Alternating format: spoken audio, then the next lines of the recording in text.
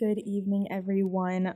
Before we start, I wanted to again thank our sponsors of this debate, which are the Women of Action, Cedar Valley Activate, the American Association of University Women of Cedar Falls and Waterloo, and my organization, the Northern Iowa Student Government.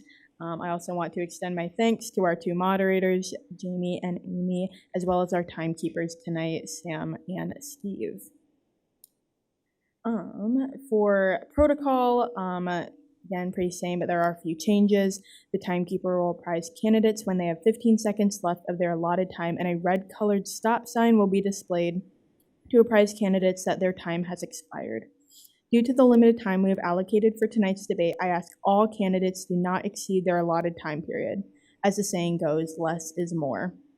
Should a candidate go beyond their time period, the moderators and timekeepers have the debate sponsor's permission to interrupt him or her, move on to the next question, or rebuttal, debate, and/or discussion opportunity, and if necessary, penalize the candidates next time she or he is asked to respond to a question. All questions to be asked came from the residents of Waterloo. Sponsors of this event have been assigned to review all questions submitted by residents of Waterloo and have given our moderators the questions to ask. Due to the professional background of our moderators, they have been given the privilege to modify questions for clarity's sake should they so desire. Each of our three mayoral candidates will be permitted to give a 2-minute introductory statement, a 1-minute closing statement, and we hope the responses to debate questions will be 60 seconds or less. And again, less is more. Should any candidate want to make a rebuttal comment, she or he will be limited to 30 seconds to make their case. Moderators have permission to stop rebuttal commentary if they feel the issue has sufficiently been aired. Each of the 11 Waterloo residents seeking public office were mailed as well as emailed the debate schedule and debate protocol I just shared with you. Let's begin our debate with the candidates for our mayoral race.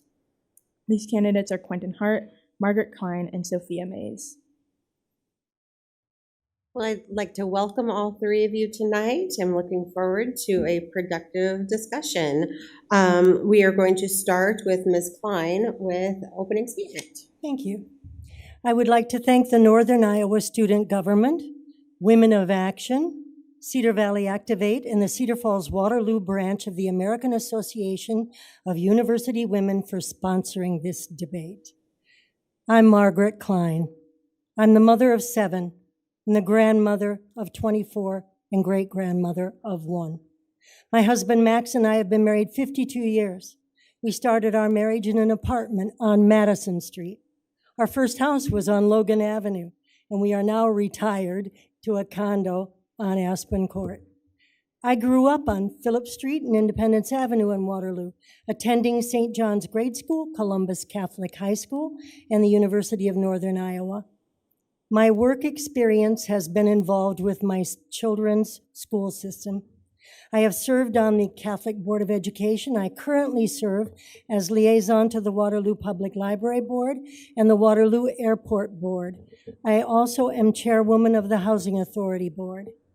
I consider myself to be a servant leader and want to bring that passion to Waterloo as mayor. In that context, I pledge to return half of my salary to the city. Beginning in 2020, I began canvassing the entire city, keeping the proper distances. I enjoyed many conversations with all of you. My eyes were opened in each neighborhood, and I was astonished by some of the things I saw. There is work to be done that should have been done a long time ago. I believe that I am the right woman at the right time to bring the people of Waterloo together with care and respect for all. Thank you. Thank you. Ms. Mays? Hello. Thank you all for inviting me here, for having me here. I haven't done this often, but I've seen it done before. My name is Sophia Mays. I live here in Waterloo, Iowa. I've been living here all of my life. I graduated from Waterloo East High in 1999, and after that I went to the United States Army. served time there, and I came back to Waterloo. I've been here ever since, and the message that was given to us was to take whatever it is that you learn and give it back to your community. So in me finding my way through life and figuring out what I want to do,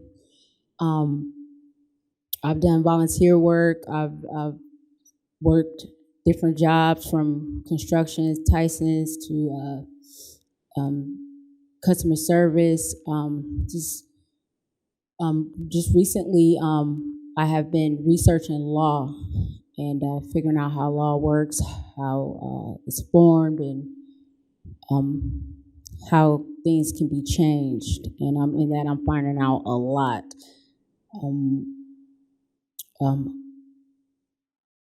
A lot of things that could be changed. The first instruction is to go to your city council, your city hall, or to the mayor. I decided a couple of months ago that I was going to run for mayor. Waterloo is not going in the direction that it needs to be going. It's kind of going in a slow progression to a negative state, and I decided that I was going to run and talk to a couple of people. So just thinking that Waterloo can definitely do better than this. We should be further along than this, and yeah, so that's why I decided to run. So Thank you very much. Mr. Hart. All right, thank you, and to all the facilitators and organizers of this event tonight, thank you so much for hosting. My name is Quentin Hart, born and raised in Waterloo, Iowa. It's been one of the greatest pleasures of my life to be able to serve as mayor of the city of Waterloo. My parents, Grossi and Lily Hart, were from down south, and they moved to Waterloo, Iowa during the turbulent times to escape. My mom worked at Allen Hospital, and I think I counted, probably walked back and forth across that Highway 63 about 19,000 times. My dad worked at John Deere, that we know is going through some challenging times right now, but my dad used to go into work probably about 4:30 to 5 a.m. To get extra money to be able to put me through college without ever missing a day.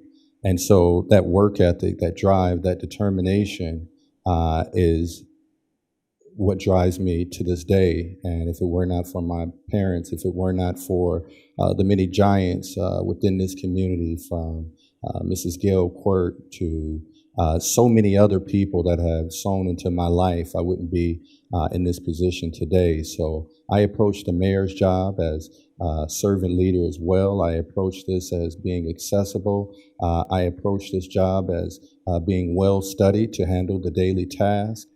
I approach this job with everything that I have on a daily basis. There's no such thing as 8 to 4, 8 to 5. It is all day, and I enjoy the challenges. So I am so thankful for this opportunity. I look forward to a very encouraging debate to talk about where this community is at and our plans to move it forward. So thank you very much. Thank you. The first, Go ahead. sorry. The first question is going to be for Ms. Mays.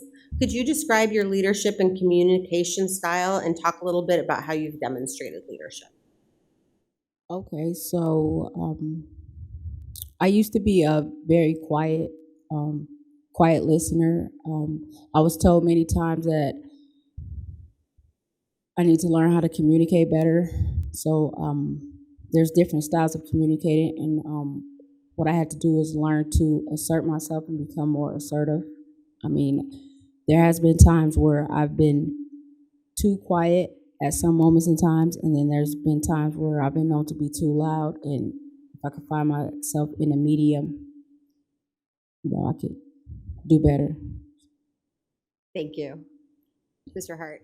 Yes, I think taking on this position, I think the approach for me has always been that I'm not the king over 70,000 people, but I work for the 70,000 people that are in the city of Waterloo. So that's the approach I take, from outreach through social media, through outreach to talking directly to people, in many different modes. And so I approached the job from a servant capacity, which I've done since I started. Thank you. Ms. Klein? I agree. I am a person that goes to the people. There are many people on city councils who have ward meetings, and they expect the people to come to them. I've never followed that path. I want to talk to everybody, and so I go to them. It's a different direction, sort of like the Marines, you know. They lead from behind. They don't leave the battlefield without their people. I won't leave Waterloo without the people. Every single one of them. They come with us, or we don't go. Thank you. On that same line, how would you or how do you get a divided council to work together? We'll start with you, Mr. Hart. Well, I think first, I've had, as in this mayor seat, I've had various opinions from many different council members. And I think when you take a look at that, it's okay to have healthy debate. It's okay to have it, because healthy debate also gets you to a budget. Healthy debate also helps you to have a good proclamation or resolution. The challenge is when debates become disagreeable and slander and all those things start to take place, and focusing on the individual needs of the people. So I've always tried to find common ground with council members. I've always tried to find common ground with the public, because I believe that's the best way for you to be able to actually get something accomplished. It's okay to disagree, but being disagreeable doesn't help you succeed in getting the work done. Thank you. Ms. Klein. I'm a person who works in cooperation with others.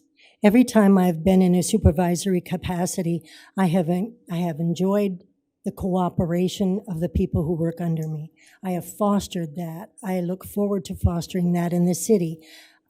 It's a matter of putting your ego aside and seeking advice, even if that advice is contrary to your inclination. And it's constantly respecting the voices of all the people, not just the ones that agree with everything you say. Those people are easy to find, the ones that will always agree. The ones who don't agree with you tend to be more quiet, and they tend to stand back. My job as mayor will be to go and bring them out, bring them toward me. Thank you. Ms. Mays. Okay, a way to get all the city council members to agree if people isn't agreeing is just to talk to people and understand their differences, and being able to hear and actively listen to the problems. The thing about city council in these meetings is that you're supposed to be here for the people, but a lot of times people are getting left out of these meetings. And as I said, one of the reasons why things can't be resolved is because people's egos are in the way. And it took me a long time to understand what an ego was, because I like to present myself more of like a humble person. But in understanding what an ego is, setting egos to the side and getting down to a common goal for the people, there shouldn't be any disagreements. Thank you. Okay, this question's for Ms. Klein first. Public safety departments all over the country are seeing fewer candidates apply for open positions. What is Waterloo doing to attract more qualified candidates, and what could we do more in the future? Actually, we could correct the low morale that we have in our department. Our department is in a state of chaos, and there are answers to that. And I think we need to find those answers and correct them so that people find this city, this job, an attractive thing to be part of. I want to do that more than anything, is to bring peace back to that department. Ms. Mays? Well, what I do think to make things better is just to get more people involved in the discussions, and like I was saying before, just to actively listen to what's being said, and I do believe in, as learning is getting older, there is a problem, there is a solution to every problem. Simple solutions for simple problems, big solutions, you get the brains and the education in to handle those problems. I think all problems can be settled across the board. However, one of the main problems that's going on right now is just a lack of communication. If all of the leaders could get together and communicate properly, there would be less issues. Thank you. Mr. Hart. All right, well, absolutely. I think over the course of the last several months, we've been able to hire, I think, around 8 new police officers to the department. I think when you take a look at the fact that officer needs, and when officers know that you support their budgets, when officers know that you support them having the best equipment out there to keep them safe and the public safe, when officers know that you will make sure that they have uniforms to be able to function properly. And so we've had a tough time over the last year. We've had from George Floyd to COVID to many different things that are impacting our department, just here and across the entire country. But supporting them, giving them what they need is important. But also taking a look at what incentives we can possibly do to be able to recruit, attract, from student loan support to increasing the wage scale for workers and for our police officers. But it takes across. But going to Facebook and demeaning people of the police department is not the way to get there. Thank you. How will you address the concerns within the police department in Waterloo if elected? Ms. Mays? How you address any concern is by talking to people. This can't be reiterated more enough. What I found out is that there's a lot of lack of communication with the leadership that stands, the leadership. A good leader will make his constituents aware of what's going on. What's happening in the Waterloo Police Department is just a lack of communication. So you talk to the people, figure out what their concerns are, and deal with that concern. It can't be much. I mean, if it's dealing with money, and they're on a good budget right now, so it can't be the concern of money. I mean, we're all working together to get the crime rate down. So what's the problem with that? Main thing is just talking to the people, talking to the officers, talking to the lead, figuring out what's going on. Thank you. Mr. Hart? Right. As I mentioned, it's been a tough time for law enforcement. We talked about COVID. We talked about we're in a George Floyd era where bad policing has sometimes overshadowed the great efforts of our police departments. We have seen an incredible amount of policy change within our department, which I'm so happy that all council members supported the policy changes. But you know, as mayor, since I started, I have been able to raise the budget for our police officers over 23%. I've been able to increase their overall capital expenditures. I've supported them having the latest in body camera equipment, new uniforms. I have worked to put mental health counselors on the streets with our officers because they have to be all to all people. I have worked tirelessly and stood at the park at June 1st, making sure that the community understands that our officers are there for them and we can work together. So I believe that's a great start to increasing the morale, but we got more to go. Thank you. Ms. Klein? We'll come back for rebuttal. Ms. Klein? You can never begin a healthy conversation with an accusation. And so I will give the police department the opportunity that they didn't have. I will let them come and have a respectful conversation about the condition of their department, about their ideas of how we can go about bettering their morale. I will support them in every possible way. Now, the mention of a vote on body cameras keeps coming up, and I suspect that's directed at me because I voted against it. And the reason I did was it was over $4 million. And it came from our fairly new police chief and it came straight from Fort Worth. It was what he had recommended there. I thought at half the price, the program offered by Black Hawk County and Cedar Falls was just as good. Thank you. Ms. Mays, did you have a rebuttal?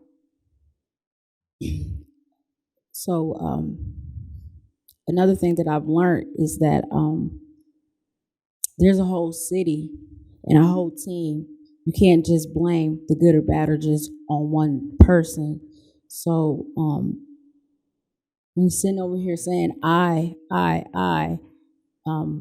what we all need to understand wasn't just one person that was doing it. It was just the whole team. So it'd be a credit to take it to one person, but it's just a team. Mr. Hart, did you have a rebuttal? I'm glad you feel that way. But when it comes time to supporting the police department, we can't only support the police department during election time. The reason I said because I've worked tirelessly for our police department. I haven't voted against uniforms like the councilwoman has. I haven't voted against body cameras like the councilwoman has. I haven't voted against two of the budgets where 80% of the budget is police and fire. But then during election time, I say I'm the champion for these groups. And so it's more than just words. It is about your actions, and it is about where you are wanting to put your budget dollars towards. Correct. And what I would say is that I'm sure those ideas wasn't come up with by one person. I'm sure that you had other people come up with those ideas. I'm sure you didn't come up with those ideas. Ms. Klein, would you like to rebut? Yes, I would. I would vote for budgets that were not full of pork. I would. And I support our police. And because I chose a body camera plan that was perfectly acceptable to the majority of our neighbors, does not say that I do not support the police. And as far as the uniforms are concerned, you're talking about a vote that had to do with the Griffin. And we all know that we split on that. I'm absolutely pro-police, pro-police. Would you clarify what else you felt like was pork in that spending bill? Yes, $176,000 position for a chief of staff. In my opinion, if you're going to have a city this size, you could have a really good debate on having a city manager, a really good talk about having a city administrator, but a chief of staff with no job description to back it up, to me, seemed frivolous.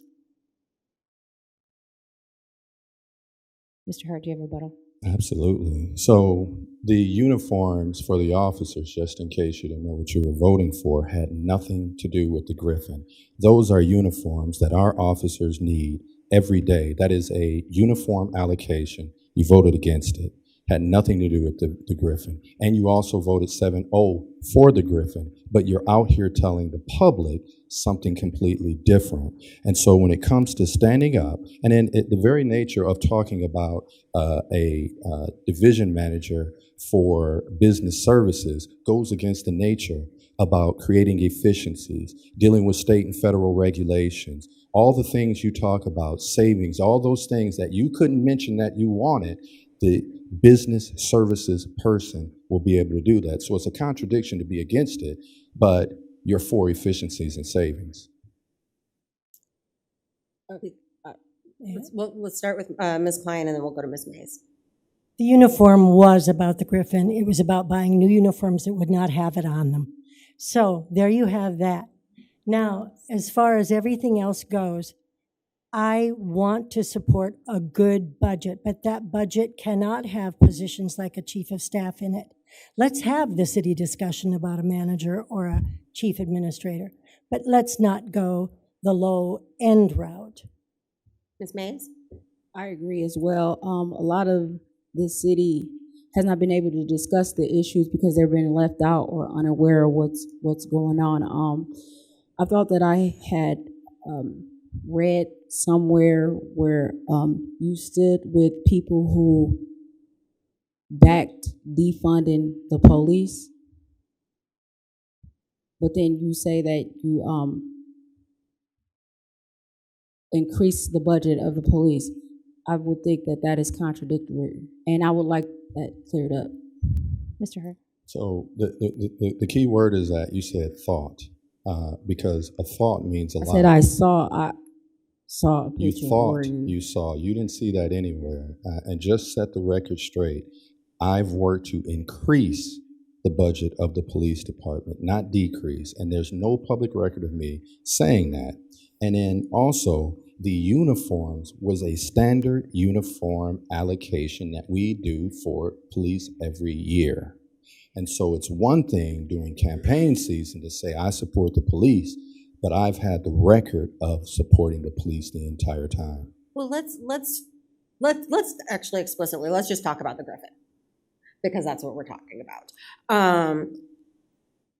So if you have part of the community who feels strongly that the Griffin is part of the tradition of the Waterloo Police Department and its history and feels attached to it, but you have a part of the community who feels and has explicitly stated that they feel that the Griffin is racist and is related to a racist tradition and it makes them feel unwanted in the community. How do you balance those two things without alienating the other group? I actually think it's Ms. May's turn to start. Well, again, the talk about the Griffin being removed, first of all, the conversation went on for too long. It appears that it went on for about a year. There was more things to talk about, more important issues to talk about in the community than the Griffin. So that's one thing that I thought was a little bit too much, the length of the time, and yet we're still talking about it right now when it's more important issues seem to become a distraction. And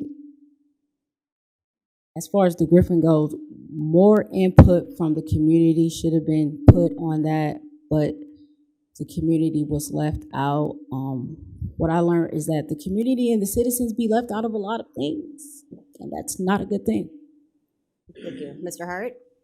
So the Griffin, and as was just mentioned, has been a conversation in this community for some time. And you talked about the differences of opinion. But it is important to have that longer conversation. It is important to our police department. And it is important to the portions of the community that didn't want to have the Griffin. But there was a 7-0 vote that was taken by the city council. My colleague voted in support of the removal. Then kind of didn't really know if she voted or not, and it was pointed out in the council meeting, you voted for it. And so from there was a group that was committed, 5 for, 5 against, to try to work together to come up with a decision. The police chief reached out to the department and asked for suggestions for the change. The change was given by a time date. I've worked with the council, I've worked with the police department to implement that change. And so that is the facts about what's taking place. It was a 7-0 vote. Thank you.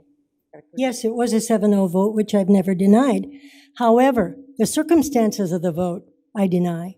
We have the mayor pro tem on video saying, yes, this committee that we were voting to form could look at the Griffin, could simply re-stylize it if we wanted, could do that. When it broke down and it was clear that the Griffin was gone, I objected. And I objected to the entire thing.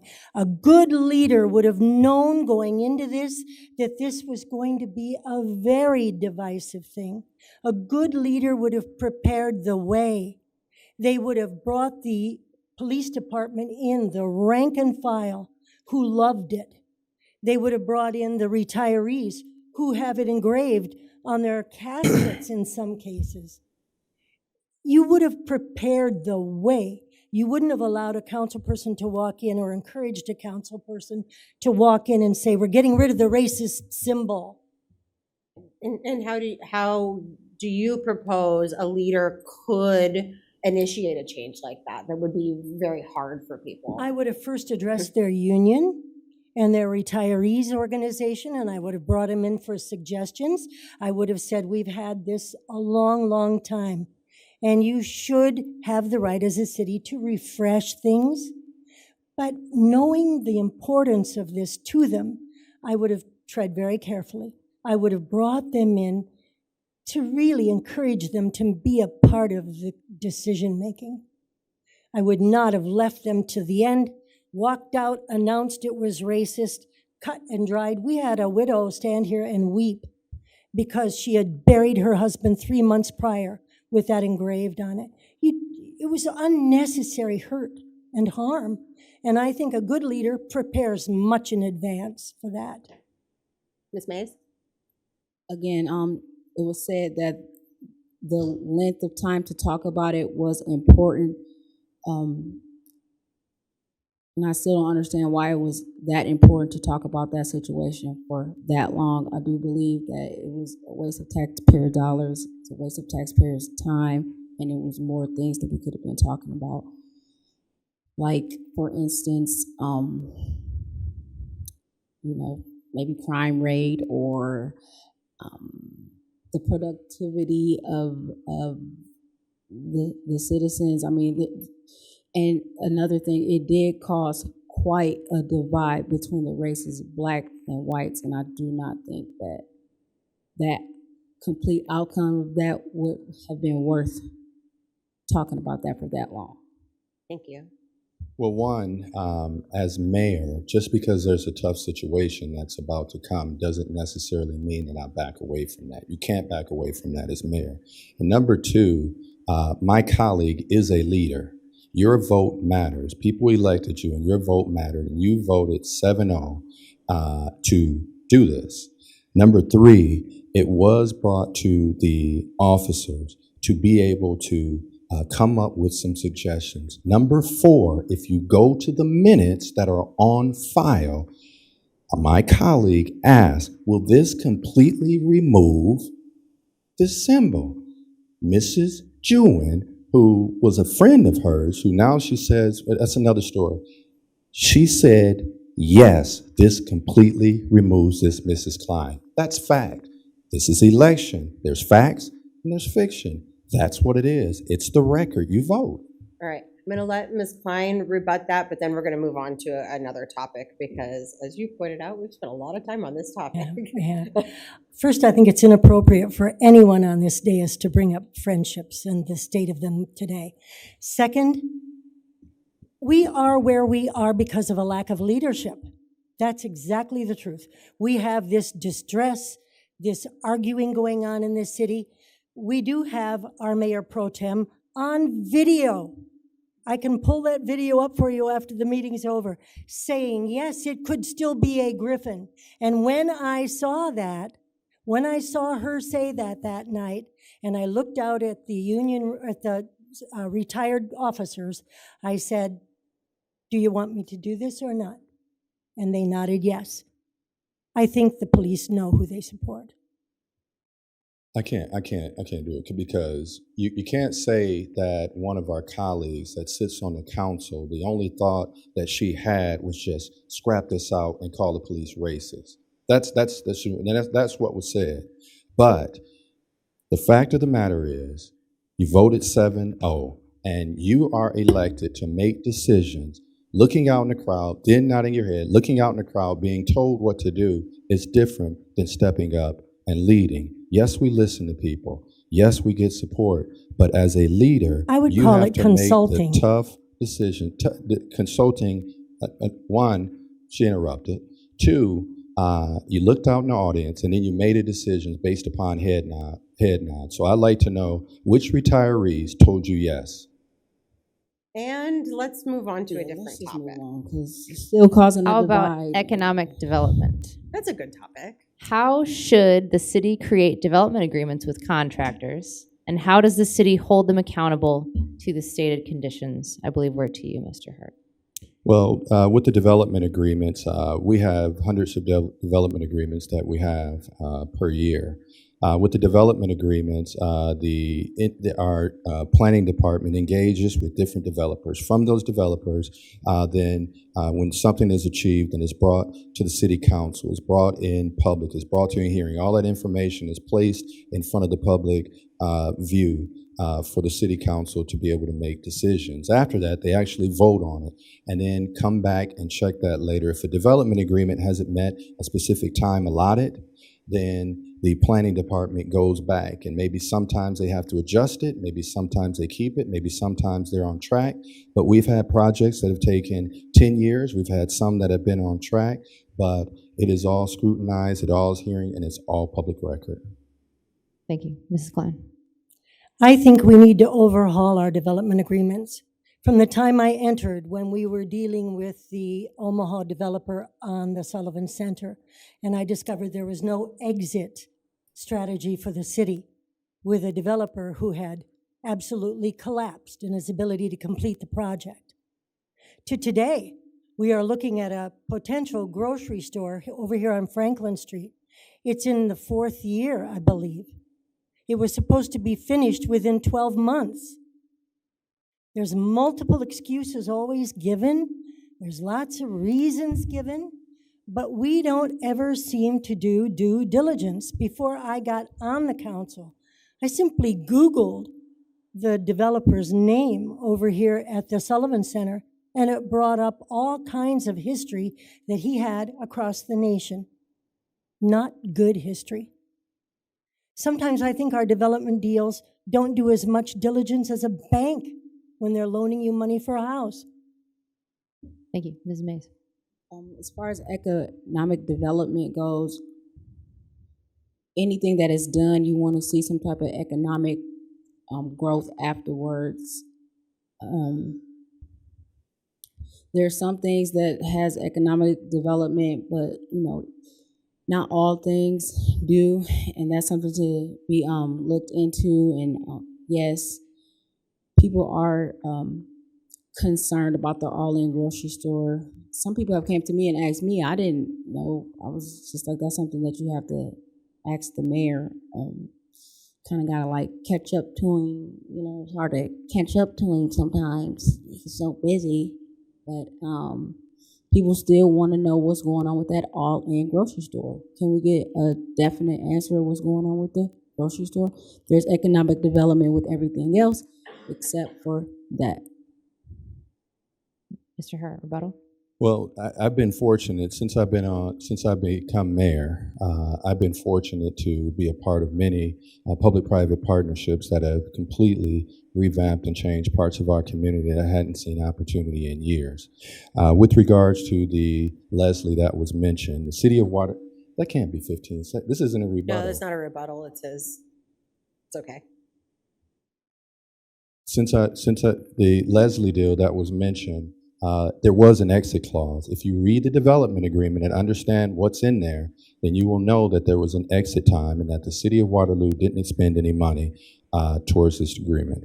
It is glad that we mentioned the all-in grocers, because if it was easy to build a grocery store in a food desert, then anyone would do it. But if we paid attention and we looked at the information that's coming out, the grocery store is moving forward. There's a change to the development agreement that will be on there. The banking and everything was secure for this project to move forward. So I'm going to support economic development. It creates jobs. It creates opportunity. And since I've been mayor, we average over $28 million more dollars than any previous mayor for the city of Waterloo. Can we get a specific date on that? The people want to know. They ask me all the time. I think it's Mrs. Klein's Ms. Klein, floor. do you have a reply? Let's let her rebut. Okay. Yes, go ahead. I believe Waterloo has some great projects that have been accomplished as well with economic development. But it's good that you mentioned the grocery store. I believe in transparency in every step of the way on these development agreements. So it made me curious in March of 2020 when I discovered a $150,000 payment to that LLC that was hidden away in bills payment in between fluorescent light bulbs, not out on the agenda so that we could discuss it. And the person in charge of the agenda is our mayor. Would you like to address that? Well, the city of Waterloo has a finance committee, which is composed of 3 council members. And for her to sit up here and say that is another reason why leadership matters. That is fully vetted, that is in front of the full view, and it was voted on the entire amount, which only a portion was received by the city council. She voted for it. So to say that and then say something else, and during political time, is either not understanding what you're voting for or not being forthright with the public. I understand what I vote for. I found it because I did my due diligence. I inquired about it with our finance director. I got the answers, and in the end, I voted for it. But the curious thing is, bills payment is where you pay for consumables, toilet paper, tissues, mop heads, fluids, things you're going to use every week. Development agreement payments are not there.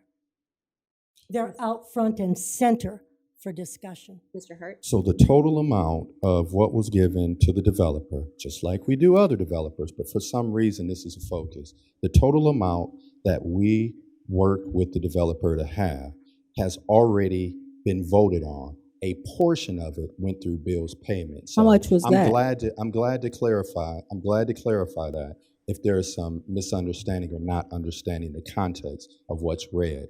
And it was all in public view. All How right, much let's- was that? And can we get a specific date? Those are two specific questions.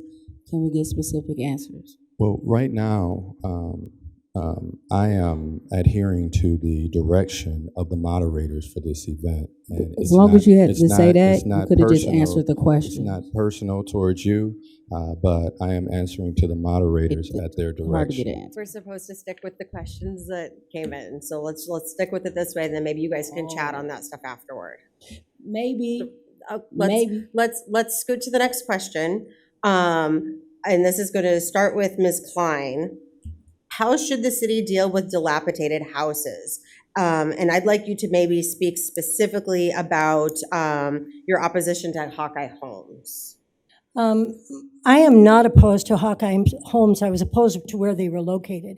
Also, it is a double taxing entity, and there is some concern for me there that there's a little bit of double dipping. Also, I thought for the $500,000 commitment, instead of just 4 homes benefiting 4 families, think of what you could do for $500,000. You could do forgivable small loans in small amounts, like $5,000 or $10,000 amounts. People fix up the part of their house that needs it worst, and then you forgive it when it is finally approved. Dilapidated houses, I'm glad you asked about that. I have walked the entire city, every single neighborhood I've been in, and that's what I've seen. Every single ward has a pocket of dilapidated houses. And when I say dilapidated, I mean trees growing up from the basement through the attic.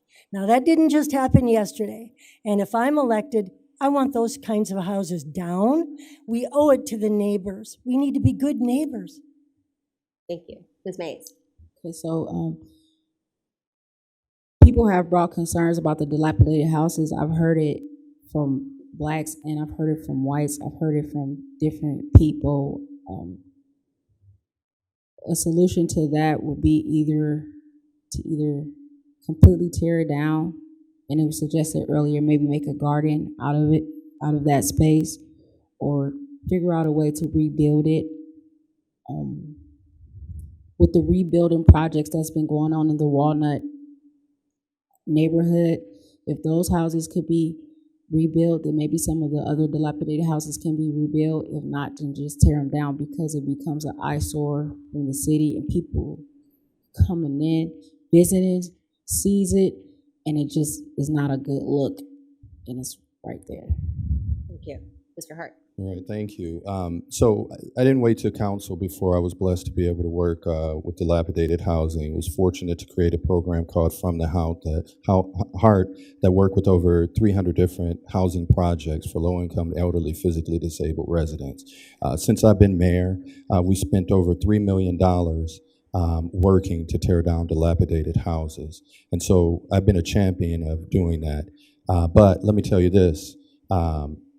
The Hawkeye project was one where we were able to teach young people in our community housing skills. My colleague didn't support the project, called it out of order, and stated that building houses in areas that we claim we want to support and we're going to clean up the east side, but building projects, she called them novelty projects, pet projects, and said no one would ever purchase a home in that area because there's no investment. So it's one side, and I live there. I live in that area. And so I found it offensive. And so now it is election time. So let's talk about what we really did so the citizens can truly understand what was being said versus how we voted to what we're claiming now. Ms. Mays? This project we were talking about, we built houses. I just wanted to know, like, where that happened at. I'm sure it happened, but I just didn't hear much about it. Once again, just don't hear much about that kind of stuff. And did it stop happening, or We'll have to ask you to make statements and not ask questions of the other candidates. Okay, gotcha. And so I've heard that before as well, and it should be a continue on and helping building up the east side of Waterloo where you're from, instead of people having to state that there's not much going on. Ms. Klein? Yes, I take exception with the language that he seems to be quoting because I don't use those kinds of terms. We had a disagreement on how to spend the money. I thought it could be spread over a larger area, over many more people.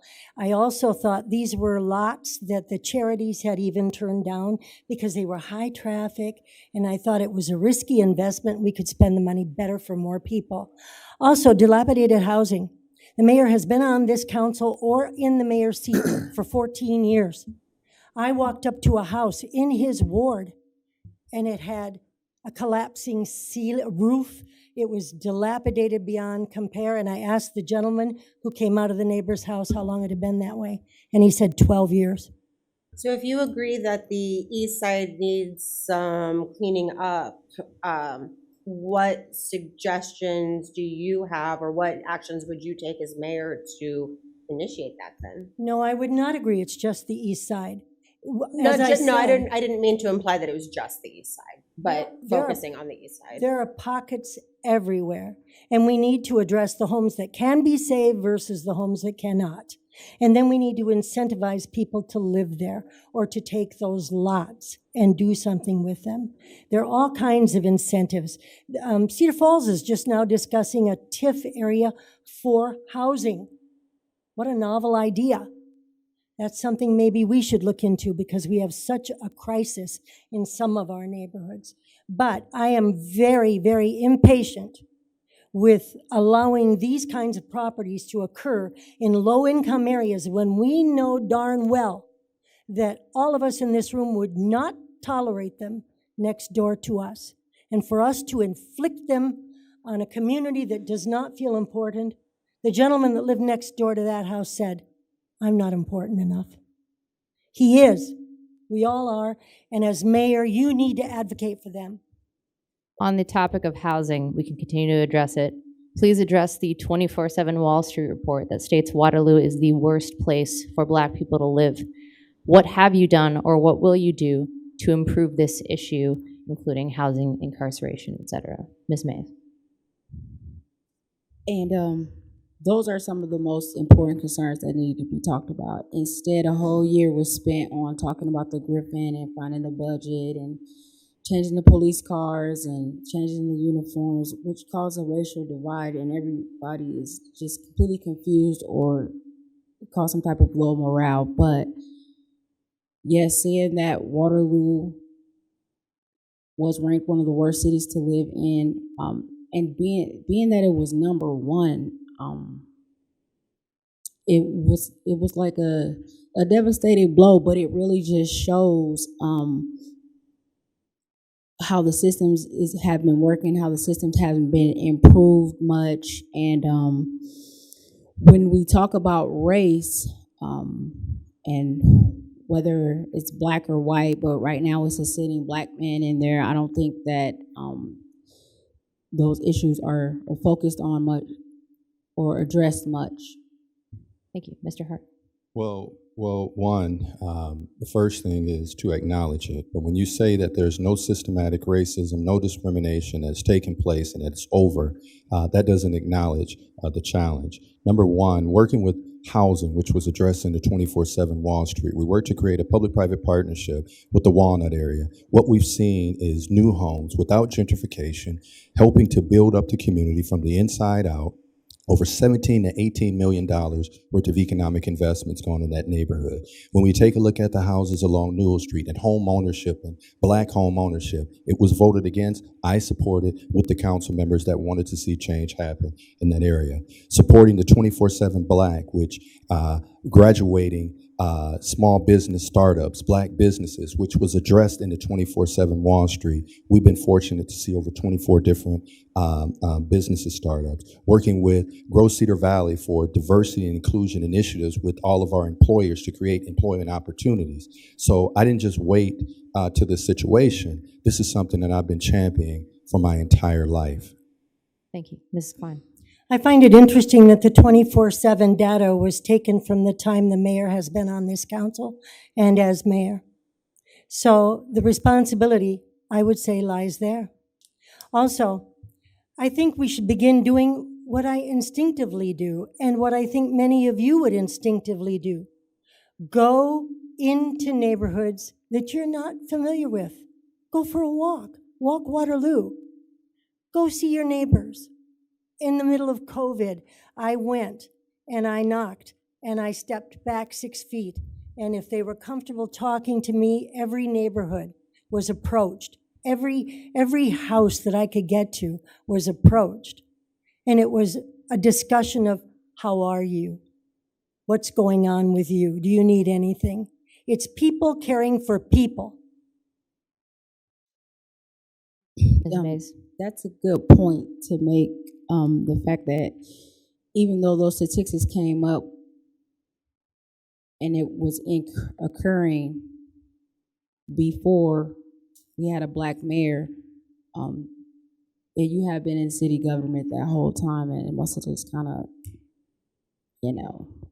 basically it hasn't been paid attention to enough. And even now, it's not really being paid attention to enough. And okay, so we're talking about 6 years. It doesn't take 6 years that long to make that type of change. We're just now seeing significant, some kind of change. It don't take 6 years to make a change, or 15 years, or however long.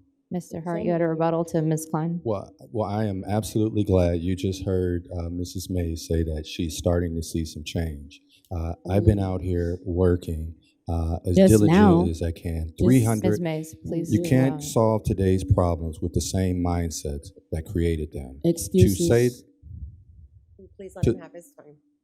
To say that, to place the blame on a mayor, to say that all these problems and challenges we've had over the last 50 to 60 years, the Walnut neighborhood has been in disrepair for 50 plus years. We've gone back in that neighborhood, we're working. We're making sure that we're starting to build houses. $3 million have gone into tearing down houses. And over the last two budgets that had tearing down houses, over close to $1 million or so, there was a vote against that by Mrs. Klein for that budget. So it's one thing to walk into my neighbors' homes and talk about what you're going to do. It's another thing to actually put your vote where your mouth is. Let's let Ms. Klein respond to that since she was brought up. You know, while I have been the representative of Ward 1, I have attacked the flooding issues. And in the almost 4 years I've been there now, we've completed 3 projects, and we are in the planning stages for the 4th. I feel very proud of that accomplishment, and I would ask the mayor this. While you were the councilman for your ward, why does that house still stand? It should not stand. Housing is the main problem in that ward. The dilapidated housing, the horrible housing with the rats running in and out. Why wasn't that attacked? I know I attacked the ones in Ward 1. And so before earlier you were stating that, you were saying, I did this for the Waterloo Police Department, I did this, and I did this, and, that was some type of successes, but when it comes to failures, you try to back out, like it's not just on just one person, and I was stating that before, but, you know, it's a champion for the successes, but it's not a champion for the failures. And to make it, you know, just to bring it to the attention, yeah, you have been on city council. You know, people are wondering, what you be doing? What do you be doing? And now it is time to move to closing remarks on that note. Let's start with Mr. Hart, and then we'll go to Ms. Klein and Ms. Mays. So from the floods of 2016 to the 24/7 Wall Street to the pandemic that we are in and have facing right now, I have been a strong champion for Waterloo. I am blessed to work with amazing people every day. It's not just about the success of my children, it's about the success of all children within this community. I'm going to continue to do that, but on November 2nd, I'm asking for your support. I'm asking for a vote for progress. I'm asking for a vote of continued work that needs to be done. And I am so happy to be your mayor, and I hope that on November 2nd, you will see that words matter, leadership matter, but where you vote matters as well. Thank you. Ms. Klein. Thank you. My goal as a servant mayor will be always to put the people of Waterloo first. We need to continue to work to get reliable high-speed internet, and our development contracts need to be as good for the city as they are for the investors. We need to clean up urban blight and welcome businesses with clear and consistent rules. I will work with our police to restore their morale, and I will receive all people with deep respect. We must rejoice in the richness of our diversity. It is so rich. And remember that just like all large families around the world, Waterloo, we are in this together, and I would appreciate your vote. Thank you. Thank you. Ms. Mays. Yeah, so as I was saying it earlier in my opening remarks, Waterloo is going in a slow progression towards doing better, and the people can see it. The people are speaking out. To me, it shouldn't take that long to make progress, even from 6 months ago when re-election was announced and other mayors announced that they were going to run as candidates. It's still a slow progress. In me doing my research, I found out like exactly what a mayor can do, and there's a long list of what a mayor can do that's like this, and then there's another list like this, and then there's another list like this of what a mayor is capable of doing. And it just doesn't take that long to make any type of change. And just like I was stating before, with all those things that a mayor is capable of doing, people don't know what you do. So I think you should do a better job of making your constituents aware of what it is that you do, because people don't know. They're unaware on many different subjects, on many different issues, especially the one about the police. I'd like to thank all three of you for being here tonight. It has been a very productive conversation. My favorite part is that you are the first Black mayor of Waterloo. If elected, you would be the first female mayor of Waterloo. You would be the first Black female mayor of Waterloo. This is a historic Sophia, election vote regardless. for a change. Waterloo, you could do better. Thank you very much.